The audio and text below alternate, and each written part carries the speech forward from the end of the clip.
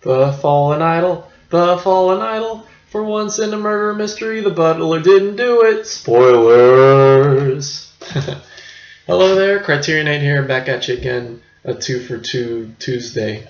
This is rare. Anyway, number 357, Carol Reed's The Fallen Idol. Oh man, 1948, 95 minutes, black and white, monaural, blah blah blah blah blah. Carol Reed, what a dude. I mean, The Third Man is one of the masterpieces, and The Fallen Idol, not quite a masterpiece, but pretty good, you know. And thankfully, I've been tripped. This guy has a really trippy style of just a really fantastic style, and I'm just really enjoying watching his movies. So anyway, real quick, let's talk about this. So we have a boy. His name's Philippe, or we call him Phil, with an E apparently. And his best friend in the world is his father's butler, is the family butler, whose name's Baines.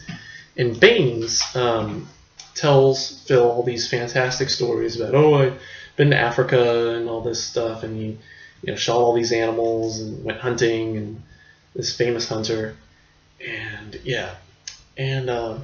and he lives there with his wife, Mrs. Baines. I forget her real name, but and Mrs. Baines is kind of a little mean to Phil. Doesn't like that. I think he doesn't like that. He's really rambunctious and all that. He's usurping all of Baines' time. And so anyway, his father and his mother go off on a trip, and Baines has to stay and take care of the Baineses have to stay and take care of Phil.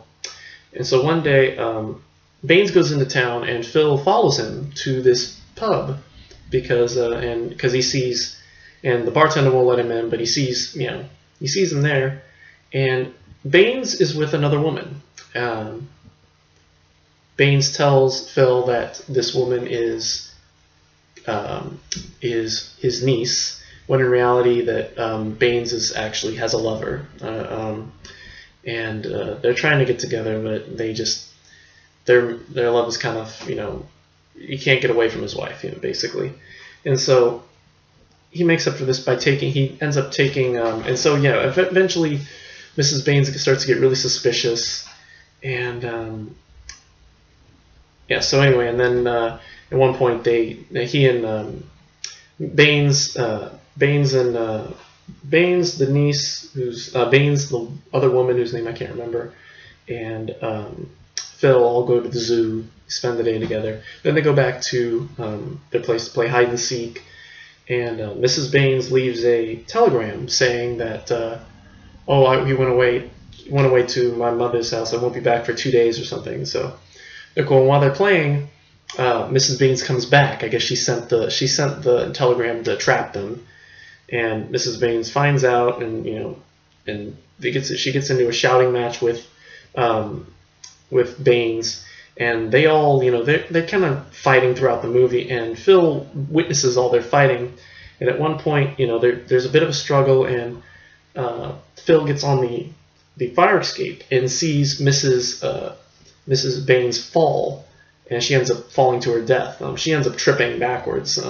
However, he ends up believing, Phil ends up believing that Baines killed her because he's apparently killed before. And so he ends up running away, and a policeman finds him, and suddenly everybody, the police find out about the murder, and Phil ends up, trying to, help him, but ends up getting him in even more hot water by, kind of letting certain details slip. And I won't reveal, the turn of events there, but basically, of course, Baines' name is cleared, and it's an interesting story. I mean, sort of like a kind of a loss of innocence kind of story. Phil learns the truth about Baines, because of the gravity of the situation and all that, and it kind of all, Baines is cleared under a false pretense, and And Phil doesn't want this pretense to, go through because he's been told to always tell the truth and all that. And yeah, so I think that's basically it. Again, Carol Reed is a fantastic director. Graham Greene wrote the screenplay, which he also did the screenplay for The Third Man. So this is right up your alley if you like The Third Man. Apparently, Carol Reed loved working with child actors, as evidented in Oliver. And of course, this was kind of like, I think, one of his kind of starts, and he loved like the little kid in The Third Man, who kind of reveals that Harry. Gosh, I forgot the main characters' names. How bad is this movie?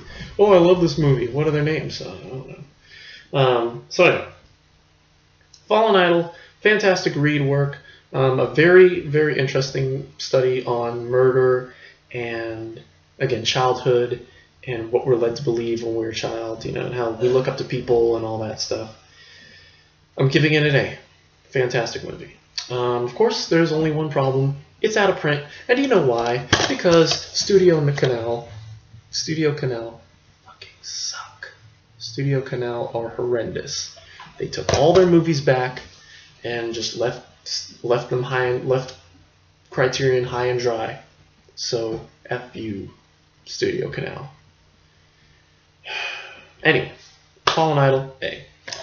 And the only other real big supplement, is a documentary called The Sense of Carol Reed, which features interviews with Carol Reed's collaborators and a rare interview from 1973 with Carol Reed talking, I think a phone conversation or something, or a radio conversation. There's also filmography and a press book, and that's it. And yeah, so Fallen Idol, A quick watch, but a fantastic movie. Alright, so that's it for tonight. 2 for 2. And we will see you all tomorrow morning for Pandora's Box. Woo. And that will probably be our last review until the 26th. So I'll sign off with the Christmas greetings or holiday greetings or whatever you do. And until then, morals. Tell the truth unless your butler's in trouble, yeah, don't knock over flower pots. Spoiler.